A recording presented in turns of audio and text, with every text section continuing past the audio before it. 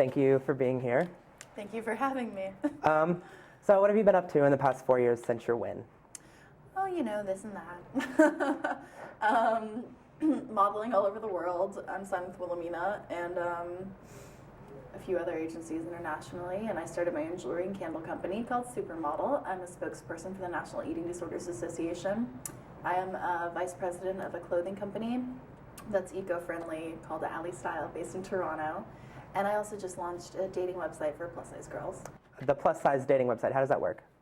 I just wanted to have a site where people could, feel honest and be honest, and then find someone who loves them the way that they are, instead of feeling like you have to compete with the girl next to you who, looks like a supermodel or something. It's like, you want to find someone who loves you just the way you are, and then you post pictures of yourself just the way you are, and you make a profile that it's just you, and then find someone who naturally loves you. And so do you have any experiences in the industry, like your personal experiences from being plus-size model?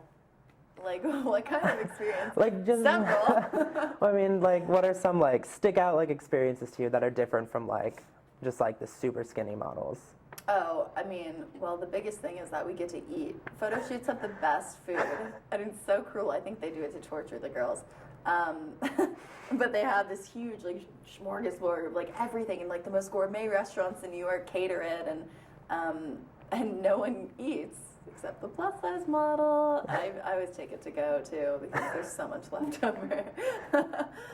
And in an industry that's so small, how do you keep a positive attitude in all of this? I see the models who are in the industry and how unhappy they are. They're smoking cigarettes all day and drinking Diet Coke, and it's not a good life for them. We think it's very glamorous, and it's not. So it's not difficult for me to be thankful that I get to literally have my cake and eat it too. And have you ever been pressured to actually lose weight? I used to be a straight-size model in high school, so then, yeah, of course, people wanted me to lose weight all the time, because you're never skinny enough. But yeah, also in the plus-size industry, you're never really the right size. People want you to be bigger or smaller every day, all day. So I just stay the way I am. And have you heard of the Romanian model who's being called the human hourglass? Yeah, I saw her. It's disgusting. Do you think she's naturally like that? I don't know. I don't think that she's naturally like that, because her rib cage would have been in the way there. I think she's had ribs removed, because it doesn't make sense. It's not how your body is formed. Okay. And speaking of really skinny models, have you kept up with America's Next Top Model?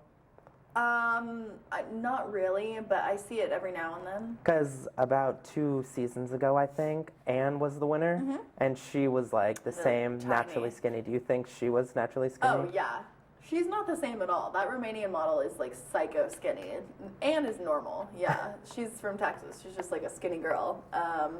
The Romanian model is, she doesn't have room for organs. It's definitely not natural. How much do you think the media affects people's opinions on weight?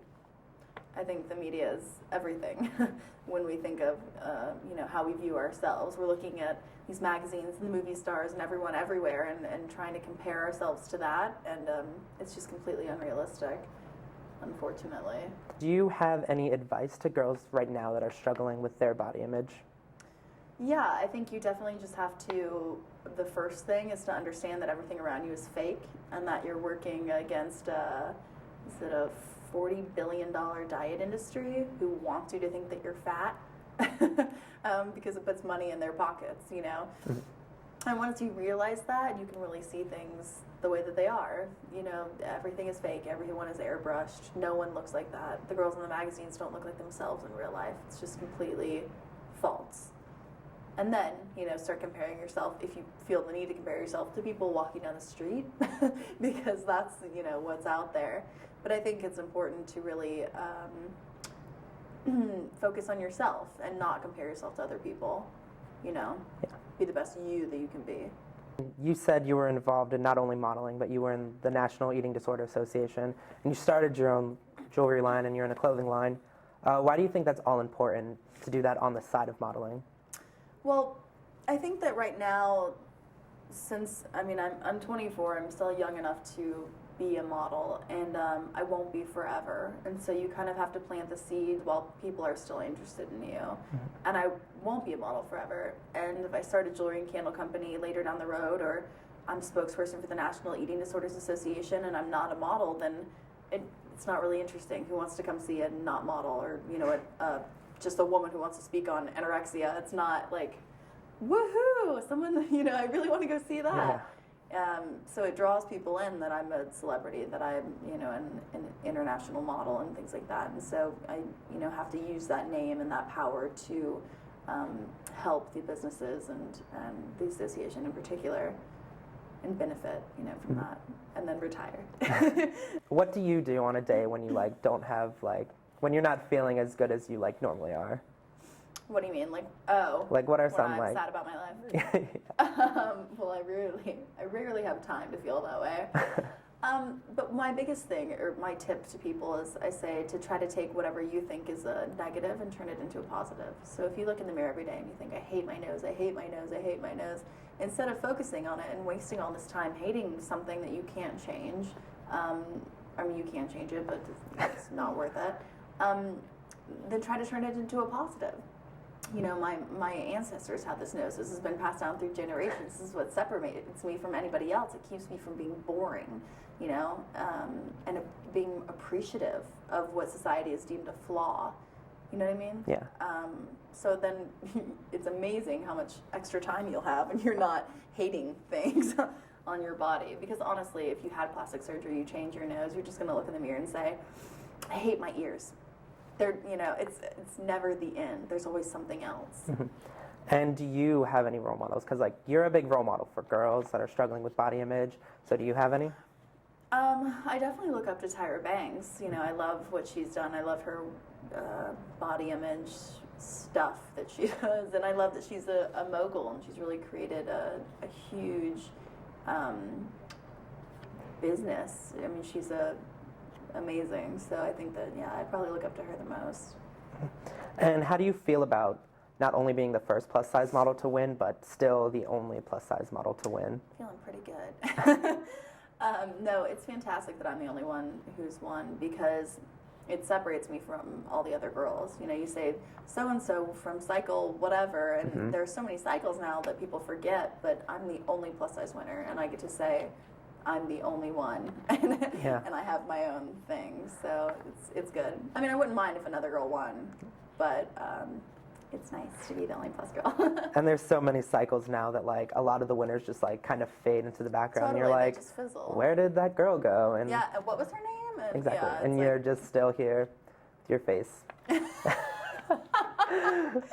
Hopefully. You obviously know Demi Lovato, right? Mm-hmm. And so she's the same thing, but she's not a model. She's just a singer who struggled with an eating disorder, but now she's out of rehab and she's better. Do you feel like she's portraying, I guess, herself in a good way to her fans now? I don't really know. I think I've heard in the press some not great things about her personality, her attitude. She's kind of a diva, sort of stuff like that, which you never know if that's true, obviously. But I feel like her being in that situation, Demi Lovato, I think she's not comfortable enough in her own skin yet to really be a spokesperson for the cause. I think she really has to accept herself and love herself, and it takes time. And I'm glad she's in a better place, but I don't think she's there enough. You know what I mean? And what have been some extremely standout moments of your career, traveling the world, being this beautiful model? I just love to travel. I mean, every job is an important job to me, but my favorite is definitely when I get to go to cool places like Australia and Greece. And USC. And South Carolina. My sister went to CSU. Not that we like them. I'm just saying I spent some time in the state. I don't think we have anything against them. Yeah, they're a private school, right? We just don't like Clemson. Yeah, so as long as you don't like them, I think we're good. Who? Yeah, but I think traveling is definitely the coolest thing for me. I love being a jet setter. I love traveling the world and getting to live in other countries, and it's all just at the drop of a hat. I mean, my agent will call me today and tell me I'm moving to London next week, and I love that. How did you become How did you like get into the modeling industry? Like, obviously America's Next Top Model, but how did you get there? Did you have any like school plans? Yeah, I was actually in school and I was scouted to go on the show. Someone came up to me when I was on spring break at the airport and asked me if I wanted to be on America's Next Top Model. I was like, nah, maybe. Sounds fun. So I did, and I had to drop out of school, obviously, when I won. Shucks. With the hair flip and everything.